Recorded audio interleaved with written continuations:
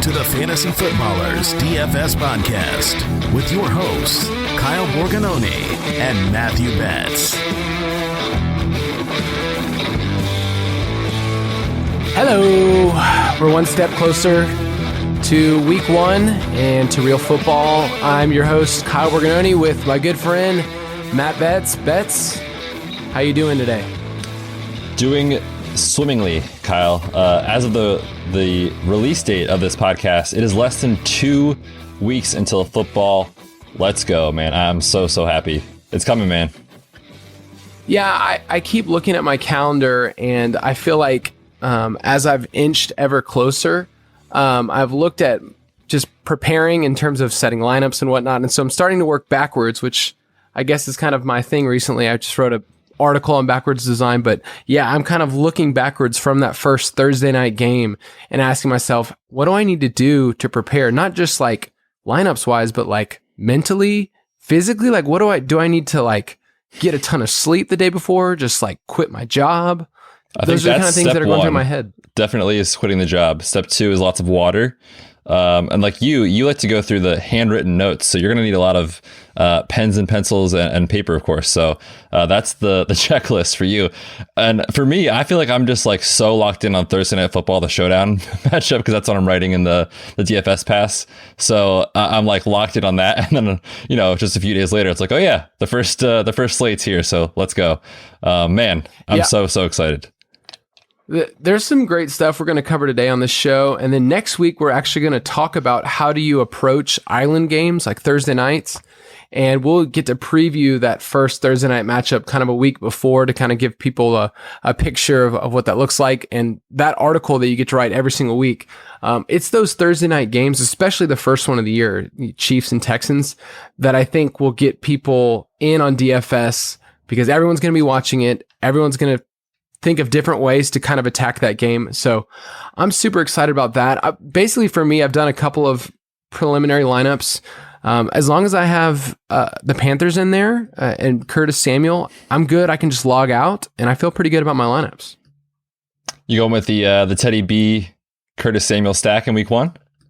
Yeah, just lock it in. If you lock those two in, you really don't even need the other spots in your lineup. Curtis Samuel, 203. Here we go.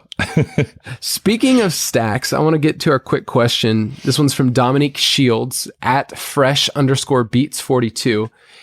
And he asked, what is one game I should stack attack in week 1? And in terms of stacking, we've highlighted that before, and every single week on this podcast, we'll talk about the main slate and the 4 or 5 games that we want to attack in terms of stacking. So in week 1, is there a matchup you really like that you want to try to stack? Man, I'm all over this Seattle and Atlanta game. They're playing in the Dome in Atlanta. It's the 3rd highest over-under on the slate, so Vegas is expecting a lot of points there. They have it at 48.5. So we look at these two offenses. We like a lot of the pieces. We like Matt Ryan. We like Julio Jones. We like Calvin Ridley. Yeah, I'll take some Russell Wilson. I'll take some Tyler Lockett and DK Metcalf. There's a lot to like about these two offenses, especially when you consider the fact that these two defenses struggle to get to the quarterback. So you're looking at last year's sack rates for Atlanta and Seattle. Atlanta was 30th in the NFL.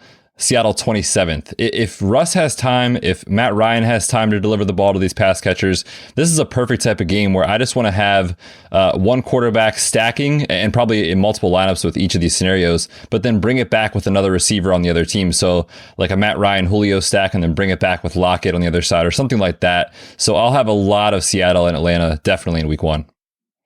Yeah, I see in the notes here, you wrote down pass rush is poop.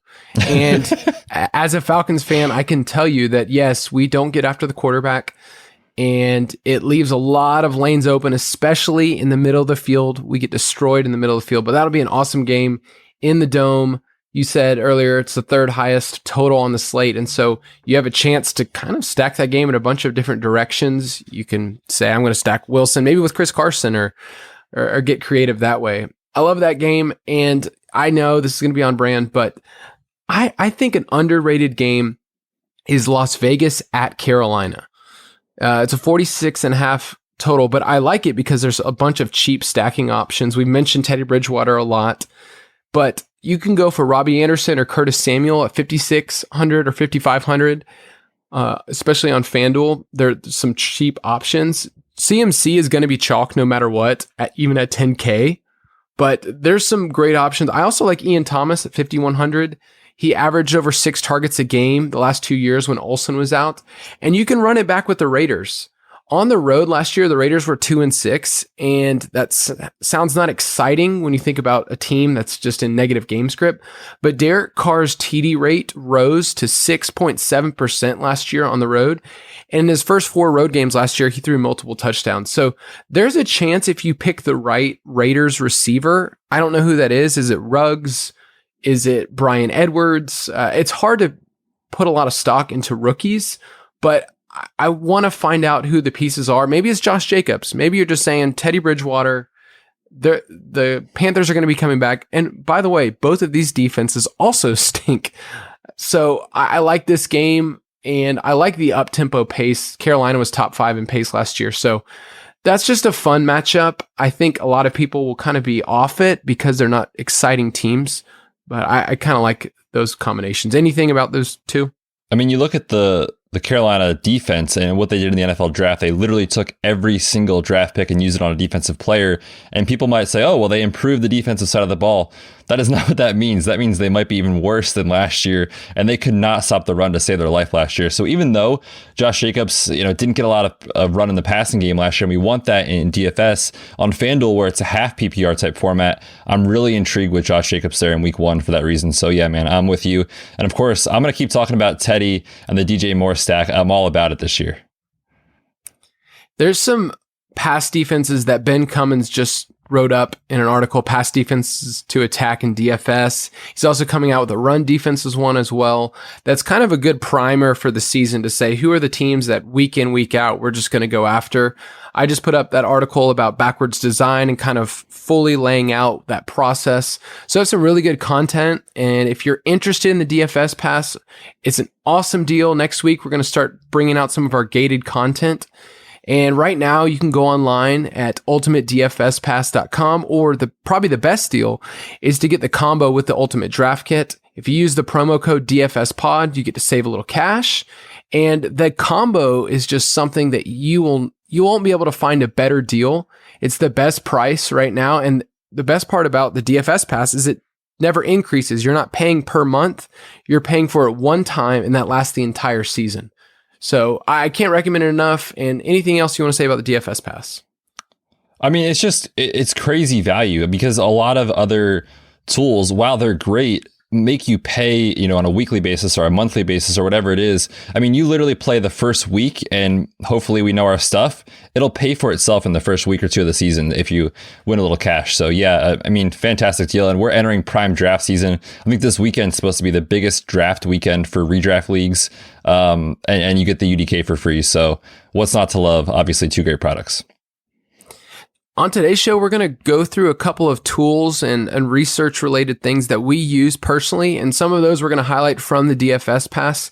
And the goal of this is for us to give you something in your hand, like a hammer, and you need to be able to use it the right way. There's so many statistics and tools and articles out there that you can look at one piece of data and kind of use it in a different direction. So I love that we'll get to highlight some of that. But before we do that, I'm going to put you on the spot because I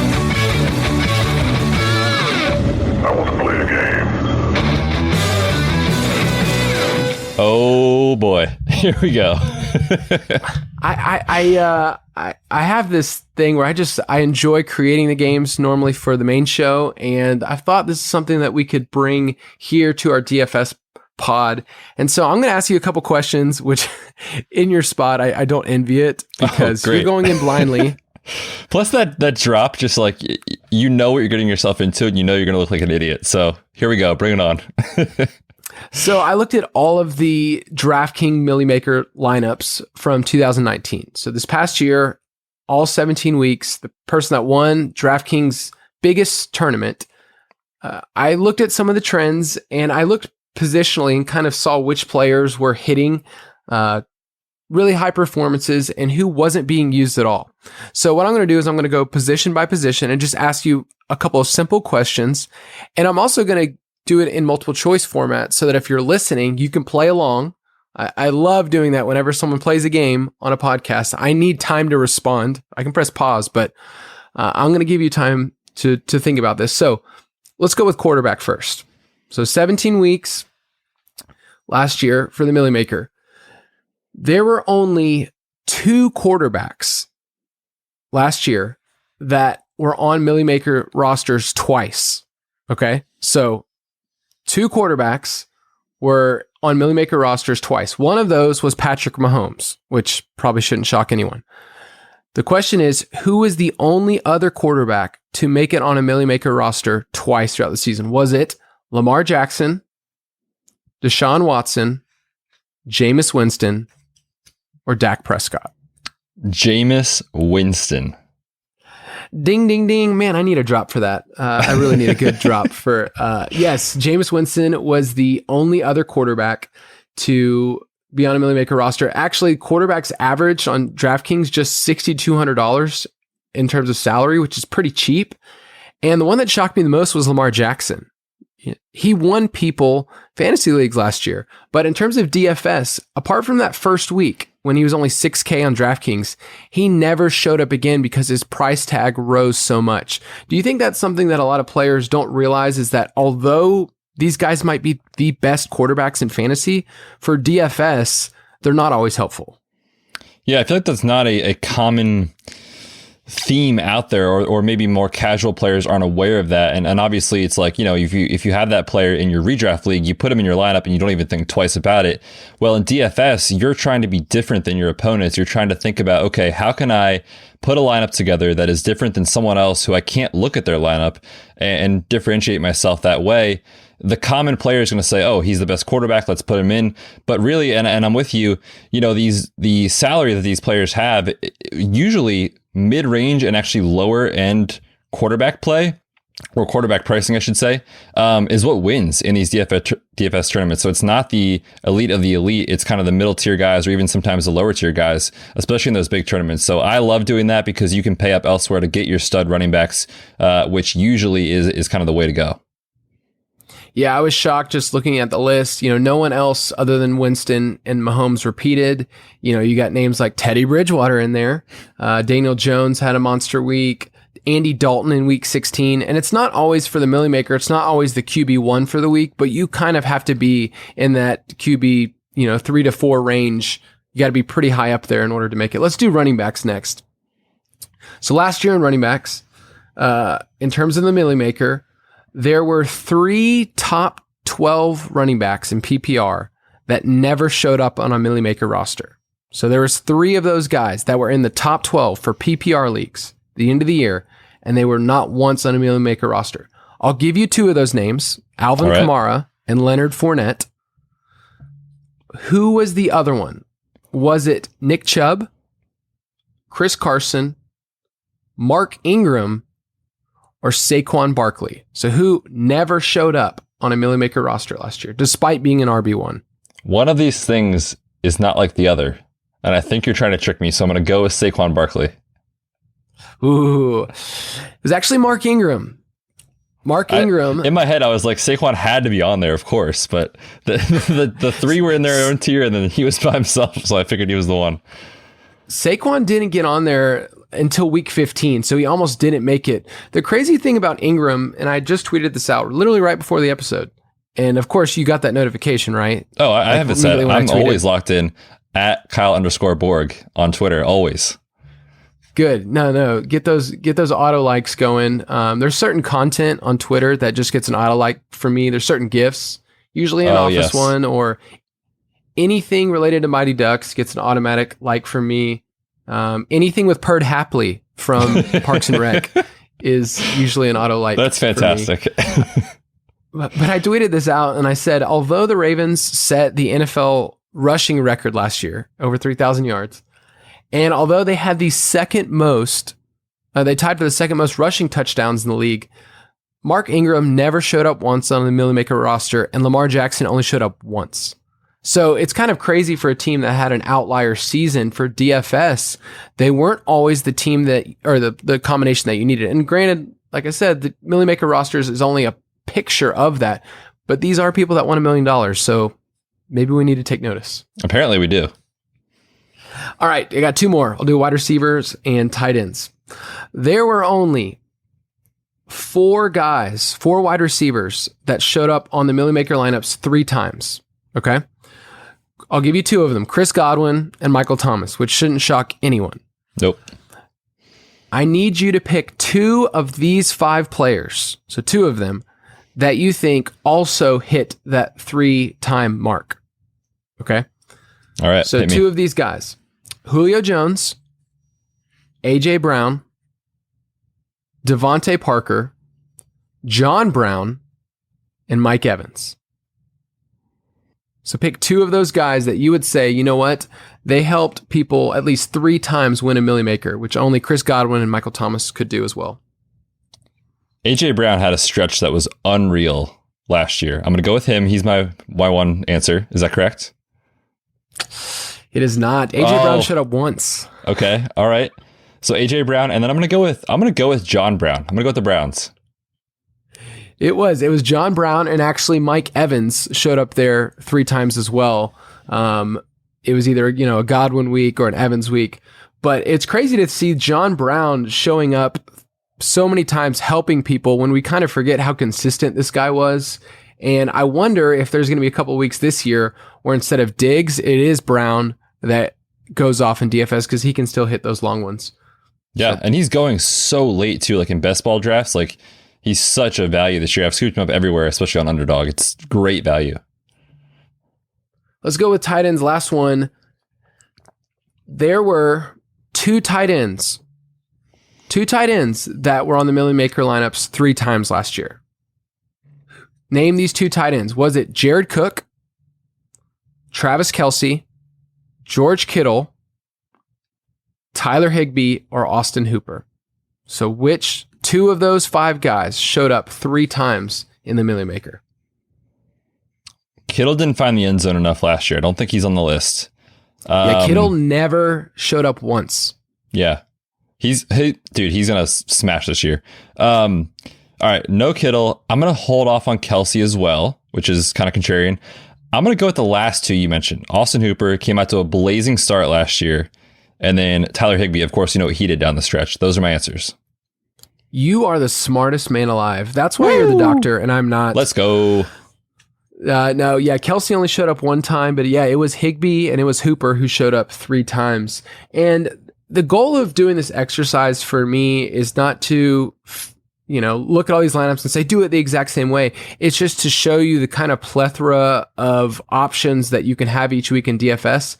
And in the article that I'll show next week, there's so many different roster percentages that show up. I mean, people kind of ebb and flow all over the place. And that's something, if you're going to win consistently in DFS, you need to understand pricing in relation to players. And that's the first thing that I want to talk about today on our show is first look pricing. Fantasy football functions like a market. It functions like, you're looking at players and their values go up and down week to week.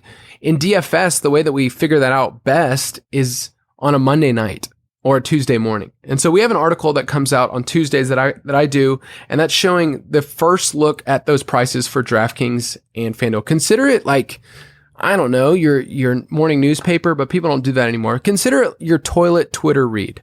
Is that better? That's extremely accurate. Okay, yeah, no, I feel like if you didn't have Twitter, if the toilet didn't have Twitter, then I don't know who depends on which more, the toilet or the Twitter depends on each other. I think Twitter depends on the toilet. They're kind of this symbiotic relationship, and it's a beautiful thing. But on Monday night, you get the pricing, but when the prices come out, they're not always perfect because they have to be set so early. So you deal with this all the time. There's carnage relation to injuries. And on a Monday, how much do we truly know? I mean, when you're doing your write-ups, you do it on Tuesday. Do you feel like you have a full picture of what really the timetable is? You have a general idea, or at least I feel like I have an idea just based off of kind of my injury knowledge and kind of being a physical therapist. But a lot of times we don't get the full details off the MRI results or an X-ray or whatever is going on with this player's evaluation, which usually happens on Monday. The results come out to the public on Tuesday. So there's definitely things that change so rapidly early in the week. And then from there we can project forward. But yeah, in the first couple of days, it's a little bit of a question mark as far as the specifics. And with injuries, that usually the player doesn't drop in salary. He kind of just stays put. If, FanDuel or DK, I don't envy their position of getting these prices, but they basically kind of have to let that player stay stagnant, and they kind of get pushed through the rest of the week, where the best place to look at an inefficiency in pricing is the backup. So if you find out there's an injury, or if an injury, let's say, happens on a Wednesday, then the backup usually is someone who becomes a true lock in fantasy. We saw Latavius Murray last year. He stepped in for Alvin Kamara, and 2 weeks in a row, he showed up in Millie Maker lineups. He just smashed last year. And then one of my favorite players last year, he didn't do a whole lot, but Jalen Samuels, there was a week, it was week 9. That one time. It was Jalen Samuels week. Did you play him? Probably, yes. If he was the chalk play, I probably played him in at least a few lineups. I was looking at percentages. He was rostered in that huge tournament at 50.7% of lineups. I mean, over half the lineups. That's insane for any player. Christian McCaffrey never hit that. Jalen Samuels was only 4K that week, and he 5x'd on his salary, so he got 20.3 points. So he was awesome. You lock him in because he's a backup, and it's perfect on a Tuesday. You can look at the prices, and you can find those backups that are super cheap that you can plug in, especially at the running back position. Those are the ones that are most important in DFS. And I mentioned this last week, but on Monday Night Football, you also kind of have this glitch where those players, their prices don't really reflect the next week because they're playing a game. And it's really important to understand those prices so that as you go into the week, you begin to find the players that are super cheap, that are chalk, and the other players that have changed the values the most. I mentioned Lamar Jackson. Last year, that first week, he was 6K on DK. The next week, he was 6.7, and he was never any lower. He ended up being 7, 7.5, 8 as the season wore on. And so you can find out how players change in price, because that changes if we want them on a roster. Yeah, for sure. And I think too, being able to identify what we feel is like inefficiencies in week 1 is a great way to be like, you know what? Last year, if we were having this conversation, we'd be like, Lamar Jackson's taking on the Dolphins in week 1. He's 6K. Like, he's going to run. This seems like a great price. And so we've did that a lot. If you missed it, go back on the last show. We talked about some guys that we think are way underpriced, and we might be able to take advantage early in the season on those prices. So why don't you hit us up on the second tip we have for winning consistently in DFS? Yeah, my second tip is all about understanding Vegas lines. And if you're not really into sports betting, or you're not into wagering and looking at the lines, it can kind of get overwhelming. But I'm going to do an article in the DFS Pass that looks at the Vegas line totals. And I'm not talking about a certain team favored by 4 points or 3 points or whatever it is. I'm looking more at the total score that Vegas is expecting, like we talked about with the Falcons and the Seahawks, and you talked about with the Raiders and the Panthers in our quick question. You want to understand what that means, because Vegas is very good at identifying what the total is likely going to be. It's crazy how close they get. And so typically we want to be able to target the highest over-unders on the board, and I'll identify those for you throughout the year. But I also want to make sure people know it's not just that simple. You also want to look at the line movement. The way the line moves is based off what the public market, your casual bettors or even really sharp bettors are doing. And so there's sites out there that give us information that say, there's 47% of the money is on the over and 53 is on the under. Well, Vegas might start to kind of move the line to be less and less, where they opened the line higher. And so maybe we can get an advantage if the line comes in lower, but we're expecting it to be more than what it is. You can really take advantage and look at a game that has shootout potential and know when to stack in those types of games. So I love to use that as a tool and really be able to track it in terms of where the line moves throughout the week. And hopefully the article is going to kind of highlight the best games, I think, for us to stack, especially in those big tournaments. It's interesting because the prices stay stagnant, right? The salaries that we get on those Tuesdays remain the same, but the line movement changes. And so that's something you kind of have to play with back and forth and understand that things do change in terms of where people place their money. And the way that I've found is that overs win you weeks, but when you get unders, when you really pick the right unders, where you're like, all right, this game, I'm going to fade this game because I just don't see it shooting out. That's where I think you've learned how to become a better player, because you're looking at all the matchups that week. Let's say on the main slate, there's 9 matchups. You're crossing out 3 of them because you're saying, I don't think these games are going to be viable. Maybe there's 1 or 2 players that you put in your player pool, but you need to be able to also understand the games that aren't so great. And maybe there's a game that's sitting in the middle, like 43 to 45 points. You need to be able to make the call on that one to do under. And under is just not a fun thing in I don't want to sports. live that life, man.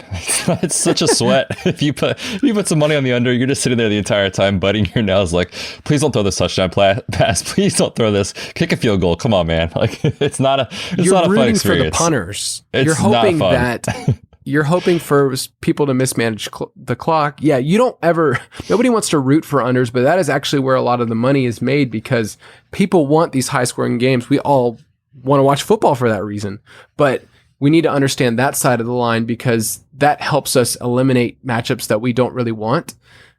Is there any other advice you would give people in terms of just numbers to think about? So if someone's listening for the first time and they're hearing Vegas lines, is there a certain total that you're like, hey, once it gets over this total, you need to start paying attention?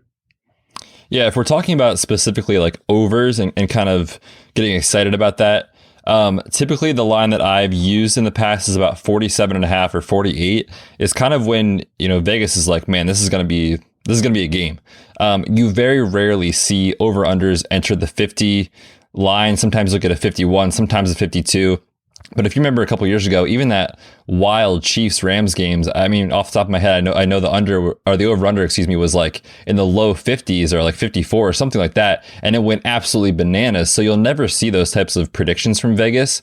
But for me, if I see a line coming close to like 47, 48, I feel more excited about that type of matchup for sure.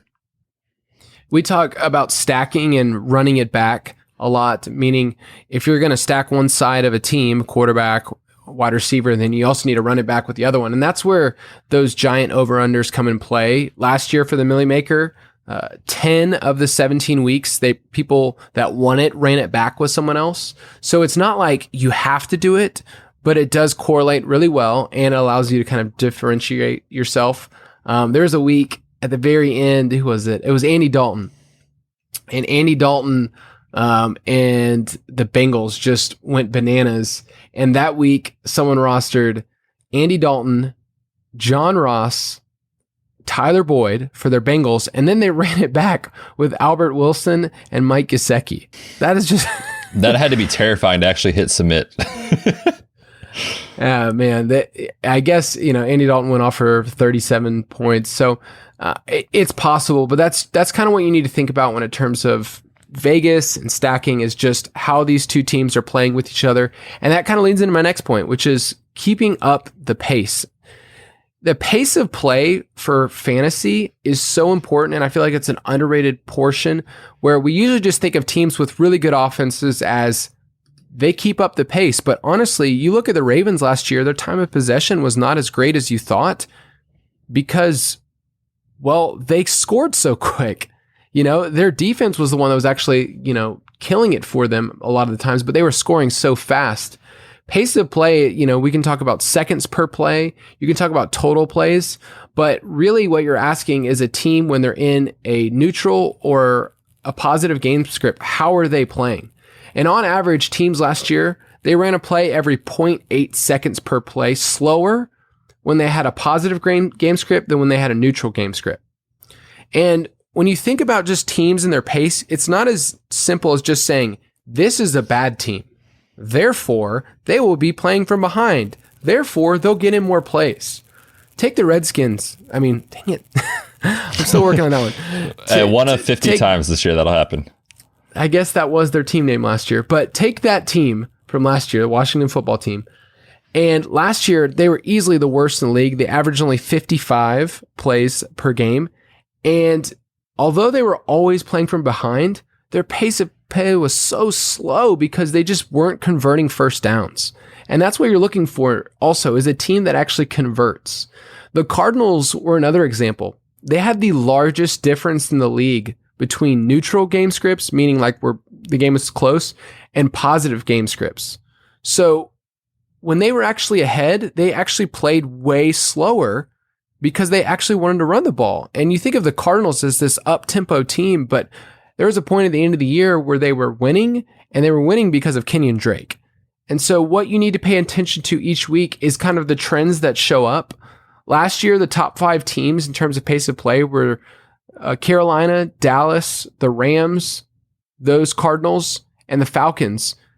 And with those, there were some certain nuances of certain players, because the Panthers, granted, they were running a lot of plays, but they were running plays with who? Kyle Allen and Will Greer. I mean, so it doesn't always just correlate bad teams equals, you should target them.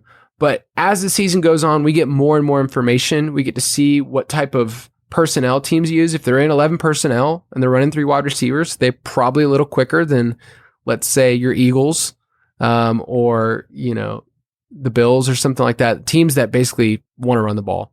So anything in terms of pace of play that you've thought about in the past and that's allowed you to kind of make good decisions with DFS? I mean, it's definitely made me open my eyes to how important this metric and stat is. When I first started playing DFS, I didn't care about this. I didn't look at this. And then I started learning more about football, just being, in my own research and kind of doing now articles and on all sorts of stuff. And I'm like, man, pace of play is so important, because I just want to highlight one specific example. And you mentioned it. The Steelers 2 years ago with Big Ben healthy, top 5 in pace of play. Juju was fantastic. They still had AB. The Big Ben was a monster in fantasy. It was great. And then last year, they couldn't move the ball and the pace was just gross. They were bottom 5. They couldn't do anything. And you talked about it. They were a bad team. We didn't want them in fantasy, not because they were a bad team, but also they weren't up in their pace. They weren't able to get plays off because they couldn't pick up first downs. So you really do need to kind of look at how important it is. It can truly differentiate like top 5 offenses in the league and like the middle tier where you might get a game or two here or there where these guys hit or smash, but really we want to target volume in fantasy, and pace of play is a great way to do that. Yeah, there's a team this year that I'm curious about how fast they run. The Bengals, there's so much unknowns with Joe Burrow. There's so much unknowns in terms of just this team. Have we really fully seen them all on the field at the same time with AJ Green and John Ross? But if they're running 3 and 4 wide, I'm interested in this team, and I'm interested in terms of them getting off more plays. And just a rule of thumb, you can look at the differences between certain teams and see their seconds per play, and you can say, well, I mean, this team's only like averaging a second more, per game, like in terms of their plays. And for every second you can add in terms of seconds per plays, you can add 3 plays to a game. And when you get up a little bit further, 5 seconds of difference is 15 more plays a game. Obviously, if you that matters. Were to go to if you were to go to overtime, then you're super excited. You're getting more. But it really does matter if you're getting 10 to 15 more plays from a team. You're getting those opportunities, especially if you have a quarterback in play. Those are chances for him to be able to just have a bigger output. So yeah, I love that. It's something that I think we're adding this year to the DFS pass, and it's something hopefully our users will really like. For sure. I do like that call too, by the way. The Bengals with Zach Taylor last year, they jumped up in pace of play. Joe Burrow ran an up-tempo offense at LSU, so I like that call quite a bit. My next kind of tool that I like to use is the Buzz Report in the DFS pass. And really what that looks like is it looks at what are people that are doing DFS research, or even players, what are they talking about, or who are they talking about? What players are getting the most buzz that week? And that will tell us a lot of information, not because they're a bad play. They might be a great play, and there's a reason all of us are talking about them. But as I've said it on another show that we've done, sometimes you need to be willing to differentiate yourself from the field and from other people playing DFS. If everyone is hearing the same thing or reading the same article or looking at the same players to put in their lineup, you're not going to be able to differentiate yourself from the field. If you want to win in these big tournaments, you need to understand the percentage of teams in the tournament that have these guys on their roster. Most of the time, chalk running backs, and you'll hear us say chalk a lot, just basically means like they're going to be owned a lot. And that's fine. But we need to be able to get these guys that are at like the single digits in percentage of rosters. So 2 to 5%, sometimes even lower, is a great place to be. And you mentioned that lineup with Andy Dalton and John Ross and all those guys. That could not have felt good hitting the submit button. It's kind of scary, but to win in these bigger tournaments, you need to be able to kind of sometimes fade like the most buzz players in that week to get a difference in these huge tournaments. So you have to be a little uncomfortable sometimes at lock for that reason. But being willing to kind of put yourself out there and take that risk, obviously in those big tournaments, is kind of how you get an edge. So don't be afraid to be sweating a little bit on Sunday at 1 o'clock when you hit submit. It's also a great tool for cash game lineups. When I look at that top 10 list that we get courtesy of FanShare, in that buzz report, you're seeing here are the running backs that I need to roster, most likely. You know, with cash games, you're trying to lock in the high volume, the high floor guys, and you're going to find them there. People are going to be talking about these players. So obviously Christian McCaffrey's on that list, Saquon Barkley, Ezekiel Elliott. Those are going to be obvious, but you're going to find names that are maybe cheaper that week, like a Mark Ingram or someone else that's going to have the volume and a cheaper price tag. And those are the guys that I want to lock into my cash lineups. You know, you need 2 running backs. A lot of times that's where you're going to end up flexing, especially on FanDuel and having those running backs. So it's a great tool. I look at it every single week, not just because I'm part of Fantasy Footballers, but when I build my lineups, I look at that and I say, okay, why is nobody mentioning this player? Am I crazy? And then I look at the tool and I go, oh, actually people they're talking about this guy. Yeah, it does kind of surprise you sometimes, the names that are on the list. But like I said, it's a good way to get an edge, I think, especially if you're playing those big tournaments. If you are playing a big tournament, this is our last tip right here, is you need to be able to build something outside of just hand selecting them and clicking. And we have a lineup generator in our DFS pass that does so much of the work for you. The best part is that you can set your limits of certain players and exit out players that you don't want in your player pool.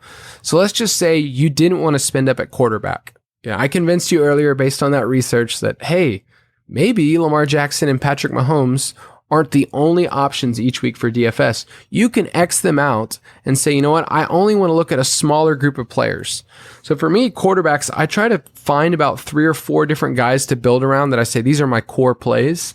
And then I kind of stack and I mix different players with them. But the lineup generator lets you do that. It lets you see how much you want to roster certain players. If you are building 150 lineups, which is a big endeavor, then you can say, hey, I only want 15% of my lineups to have this player in it, and it will build it out for you. And I think it's a great tool. It's a great thing just to mess around with. That's one of my favorite parts, is just build this lineup, let me export it, and then you can actually put it straight into FanDuel or DraftKings, and it saves so much time. I used to try to do this by myself on my little spreadsheet, and it was taking me hours and hours and hours. And so now you go throughout the week, you get all the information, you listen to the podcast, and if it's Friday or Saturday, you're getting to just build the lineups from that lineup generator. Yeah, it's so easy to use too. Like, I mean, it literally in seconds spits out for you once you kind of put in your criteria of what players you want to lock in or avoid, or, you know, all the things that Kyle mentioned. It literally, you just, how many lineups you want, you click the button and it generates them all for you. So it's a good way to still have a life and still have time to do this in a smart way. So I use it quite a bit. One of my favorite tools in the DFS pass for sure. Yeah, I mean, I feel like that pays for the DFS pass in itself, that you have someone else beside you that's doing all of the hard, like, admin work of DFS. I mean, we love, don't get me wrong, we love selecting lineups. That is so fun in any format, redraft, whatever. But when someone gets to build a larger amount, let's make it even 20. I mean, you can actually say, you can look at those 20 lineups and say, you know what, could you do it again for me? I didn't really like all those, and they'll configure it in another. I mean, I have so many. I probably need to look at my downloads folder. It's just so many different exports that I've had over the years of just. Oh yeah, me building different lineups. So let's get into a segment that, once again, one day I will yell it out. Mailbag. You know, Mike, I looked at some of our drops, which is why I added our Let's Play a Game drop. And there are some solid ones that have been just hiding in the vault for a couple of years. And I might ask him if we could bring a couple out on here, because there's some solid ones. Please do. My favorite is preseason power up. And because there's no preseason, we don't get to use it this year. But that's always a good one. All right, so the first question we have this week on the mailbag is from Zach Sherman at Z_Sherman21. He said, I just started listening and reading, and I'm loving the podcast so far. We love you too, Zach. Thank you. Is that all you wanted to say? No. Moving on, next question. That's all. He said, I just want to profess how much I love you guys. He said, actually, my question is pretty simple. In GPP versus cash lineups, how many unique lineups should I be shooting for? Or if I'm fairly confident in a particular lineup, do I just enter the same one multiple times?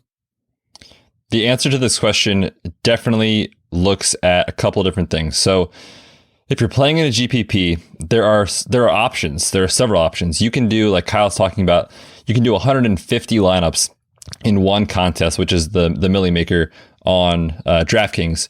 There's also single entry GPP tournaments. So, you know, these GPPs, everyone kind of gets in their head, oh, you know, you enter 20 lineups or 25 or 100 or whatever it is and see which one hits. Well, that is definitely a strategy to do. And if I am doing that, I'm certainly entering multiple different lineups, because even though some might have overlapping players, you want to build yourself a portfolio of lineups that have those single digit roster percentages in them. So you might kind of have like 4 or 5 of the same guys and then throw in, you know, a random receiver here or a different tight end here or different defense or whatever it is. So they might look similar, but there's a lot of moving parts and a little bit of difference between each of them.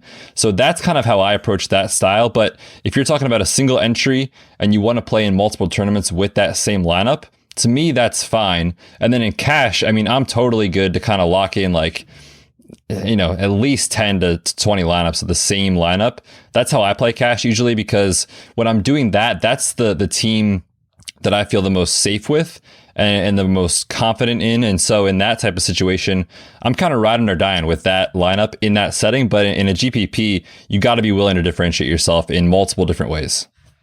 That's some good advice, though, especially about the single entry, because you can look at those tournaments and say, okay, well, they've talked about 150 lineups. I see articles on the internet that talk about max entering. And granted, on some of these, just realize that that's what a lot of people are doing. But with the single entry, you get that same feeling of trying to take down a whole tournament, but you're trying to take people on the same level playing field. Money is not the thing that people are using to bypass you because they've got 150 lineups. So yeah, I love the single entry, and I do the same thing with my cash, where I probably do 1 or 2 lineups and I just kind of stick with it. That's my core. That's my group that I'm going to stay with. And we mentioned last week, think about it like a staircase. You are having different levels of entries, if it's the $1, the $5, $10, whatever it is for cash. But if you are entering into a contest, I mentioned earlier, those contests that are a nickel, a quarter, you can enter those and do the 150 lineups, use the lineup generator. And the nickel one, it's costing you $7.50, I think. So, you know, that's doable. That's doable to say, I could do 150 lineups, and granted the payout's not the same, but it doesn't feel as bad to say, I'm feeling kind of frisky this week. I want to put in DeMarcus Robinson. Risky. Yeah, it's fun to be able to try out new things at that level where you're not trying it out in the Millie Maker. You're just throwing $25 upon $25 away. So, here's your brother, I think, another Maddie. Oh, what's up, Maddie? Do you go by Maddie at all, by the way? Oh, I'm embarrassed to say this. When I was younger, my older brother used to call me Maddie, but that has since passed. Now it's usually either Bets or Hey You. Even in your family, they call you Bets? No. My mom loves that I go by Matthew. She's like hard and fast on the full name. And then it just kind of stuck throughout the course of the years. But then I got to college And then, meeting people in this space, they're like, that is way too long to say. We're just going to go with bets, 4 letters, super easy.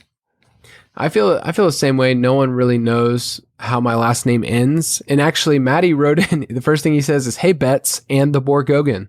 Thanks, Mike. I'm fine. I'm fine with, I love Borg. I've gotten that a lot of my life. Kyborg works sometimes if people want that. Borganoni would be really great if just someone out there acknowledged my last name. But anyone. What's funny we have our intro guy. He's got it. The intro guy kills it. On the main show, they purposely avoid saying my full last name, and I don't ever put my full last name in any of the docs at all. And it was probably a year or two in, and Andy's just like, "You just need to phonetically spell this for us," and it works. But yeah, Borgogan for fantasy space, it's fine. It would be weird if one of my friends called me Borgogan back home, or my family members.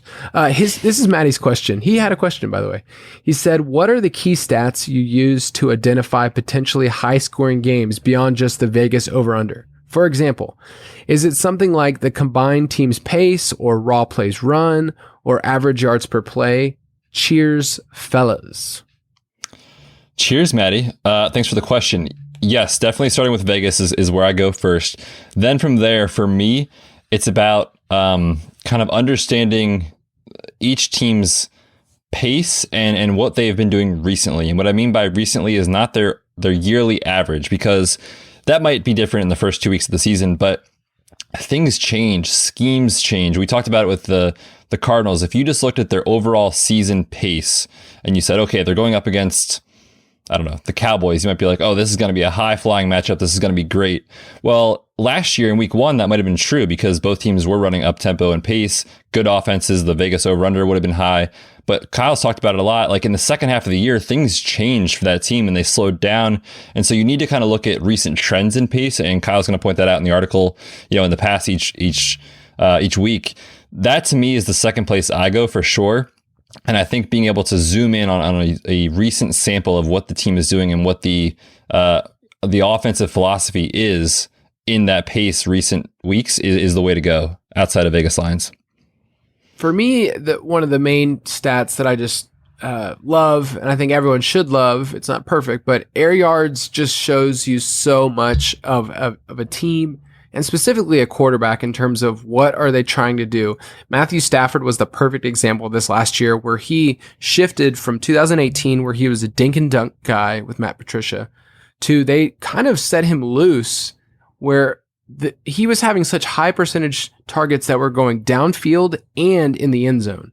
So he was throwing it while Golladay and Jones were literally standing in the end zone. And those are the kind of fantasy, that's a gold mine where you're looking at players that aren't just getting targets, but they're getting deep targets. So you're getting chunk plays and you're getting plays where they have potential to score. So I love looking at teams, especially quarterbacks that have a lot of air yards and are throwing it in the end zone. So there's end zone targets, which is different than, a red zone target.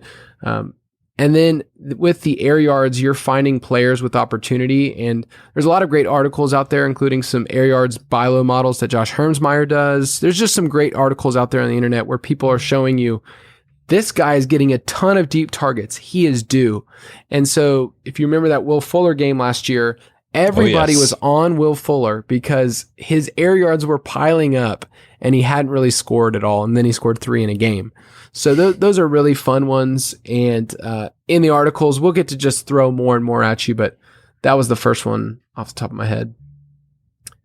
All right, Stingmon on Twitter, he says, with so many people focused on 150 max, and a lot of people talking about that, what's the best strategy for single entry and 3 entry max? Maybe even 20 entry. I love single entry or 3 entry. You mentioned that earlier. What do you think? How does that strategy change from 150 lineups? Yeah, I also love that type of format. 3 entry or single entry is usually the type of tournament that I play in because you talked about it, right? It's people kind of feel intimidated to put together 150 lineups. Of course, you can use the generator if you want to, but if you're looking at single entry and 3 entry max type of tournaments, you truly can feel way more confident about what you're putting into the contest because you're selecting, your core group of maybe 4 to 5 guys, and then throwing in like, this is my dude this week, my upside play, my, break the bank kind of player. And I'm going to choose him to be my differentiator. So you can still feel pretty confident about having a few higher owned guys, because you only need one lineup. You don't need like 50 or 150 to differentiate yourself. So you can be more willing to kind of, I think, be more confident in your process that way. So I love single entry. And like you said, too, you just be able to get to an even playing field with everyone in the tournament. It's not because you couldn't afford to put in, I don't know, $1,000 into the entry fee or entry pool. Everyone had $10 and they all played $10. So if you know your stuff, you can win in those kind of tournaments. And that's usually what I like to play in. Yeah, those are the kind of tournaments you really play with just your gut. Like, this is my intuition at the beginning of the week. And if you're kind of like really bullish on a player that week, but you think, all right, I know his range of outcomes, he could totally bust, then you take him out of your cash pool and you think about this as like a cash lineup. I'm playing this one lineup and this is what I'm going with. But because it's a single entry or a 3 entry max, you can go for it. And so there's some cheap ones out there, $1 to $5 single entries, and maybe even for a smaller field. And that just allows you to try and say, you know what, I'm going to trust my gut this week. And you're going to make some right calls. Like, you're going to say, you know what, I'm on this player. I don't know if I'm ready to go 150 max. Instead, I'm going to have my core players. So get your running backs that are going to put up a ton of volume, and then mix in those wide receivers. And wide receivers, honestly, is really the place where people win in DFS. It's you hit on those wide receivers that were low owned, that went off, because it's the most volatile position in fantasy. I did a study a couple years ago where I compared in redraft kickers, which, dude, don't get me started. Should we have a whole podcast on this? We could probably have 3. You love kickers. I think what I love most about kickers is that the stigma that they get is that they're just a stain on fantasy and that they're unpredictable and no one knows what to do. So I did a study a couple years ago, and I looked at the beginning of the year when people draft kickers and when they draft defenses and when they draft all the other positions, and just kind of seeing where players move up and down. And a lot of times the most volatile position is wide receivers in terms of week to week, predicting not week to week. You're not the kicker. The kicker is kind of a little bit easier to base it, and the article goes through a lot of stuff. If you want to check it out, the title's called Demystifying the Stain of Kickers on Fantasy Football. So what you're suggesting is we should have 3 kicker lineups and just play 1 wide receiver, because you can't really predict it. DraftKings and FanDuel have some cool formats where you get to pick 4 or 5 kickers. I've done it a couple times. It's not worth it. But you just get to find those you get to find those wide receivers and mix them in, and that's where a single entry, you get to make your claim on someone. So, for instance, I know I've already built one single entry lineup, and I have Curtis Samuel in there because he's my guy, and I feel really strong about it. I don't think if I do 150 lineups, I'm going to have him in more than maybe 10 to 15% of my lineups, because that's just what you need to do with wide receivers. But in a single entry, this is my gut. I'm going to go for it. I'm going to stack with Teddy B and win some money. Let's go. Man, Teddy Bridgewater has no idea that there's a show out there that talks about him every single week. It's us. We are the official supporters of Teddy Bridgewater. Teddy, we welcome you with open arms and with open gloves, because that's how you play the game of football, with gloves on your hand. Maybe we can get him on the pod as a guest sometime. He's got nothing else going on. It's true. If he was on the pod, he'd have to wear the gloves. I feel like absolutely. Maybe all right, one pod, let's just make a deal. We both wear gloves the whole time in honor of Teddy 2 Gloves. We have to do it if we're talking about him in that week. So we'll talk pre-show and then make sure we figure it out. All right, last question here. It's from Adam Treester at TreesterMeister4. It's a good question. That's a great handle. I know. I don't know why it's so funny. I also think we're going to get some more of these questions next week when we're getting into week 1, where there's real plays where people say, hey, do I play this guy? His question is, am I crazy? So Adam's saying, am I a crazy guy for wanting to roster Tyrod Taylor or Dwayne Haskins week 1 in DFS? And just to reference, week 1, the Chargers play at the Bengals and Washington plays your Eagles at home. So is he crazy for wanting to roster some cheap quarterbacks, but quarterbacks that seem like they have low upside? No, this is actually a very smart play, especially in tournaments, because no one wants to play Dwayne Haskins. Everyone's entering week 1 doing their redraft research, and he doesn't go in draft, so no one really wants him. So the same is true with Tyrod Taylor. But Dwayne Haskins is so insanely cheap. He is going below other players in DraftKings pricing who aren't even starters. That's how disrespectful that price is. And we talked about the fact that those lineups can win with a cheap quarterback. So if you're talking about cash, I don't love it. But if you're talking about a tournament, I like these guys quite a bit as a contrarian play, specifically Tyrod Taylor against the Bengals. If we're talking about an up-tempo Bengals team, then maybe there's a scenario where the Chargers kind of have to keep up. And with Tyrod, obviously you can rush the football. So yeah, I like these calls quite a bit. Yeah, I kind of crossed them off my list on FanDuel. FanDuel pricing is just so clumped together. Joe Burrow is actually only $100 more than Haskins on FanDuel, but wow, yeah, they're just the pricing's so tight. But in DK, yes, there's some extreme values where Haskins just buried at $5K, Tyrod's $5,600. I don't mind if you build some lineups, especially if you want to pair him with McLaurin. It makes sense if you're stacking that game. It's an underrated game. Last year, this game did go over. And it was an exciting week 1 game where the Washington team definitely had a chance to win that one against the Eagles. I was sweating profusely. That was terrible. Yeah, all year we're going to look at quarterbacks. We're going to look at cheap quarterbacks because that's where you save the most amount of cash. And that's where you're able to just find the right combinations of stacking your team. So yeah, it's not a crazy question, Adam. You're not a crazy guy. And we think you're great. Treester Meester.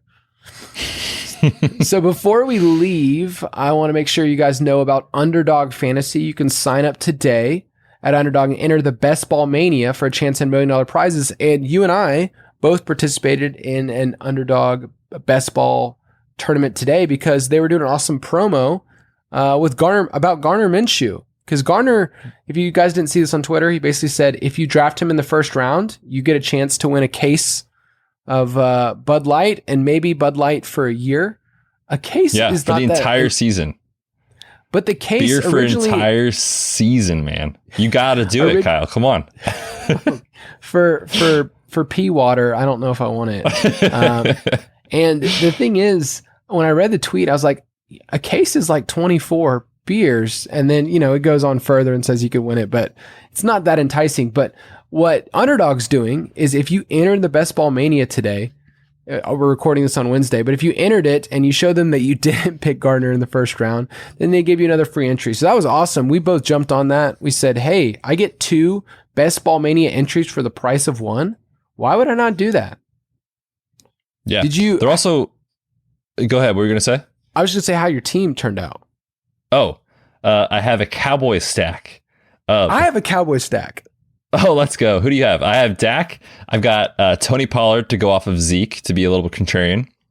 I've got CeeDee Lamb and Michael Gallup. That is the Cowboy stack I ended up with. And then I also paired it with an Eagles stack of Carson Wentz, Jalen Reagor, and Dallas Goedert. So I'm all in on the Eagles and the Cowboys apparently in this tournament.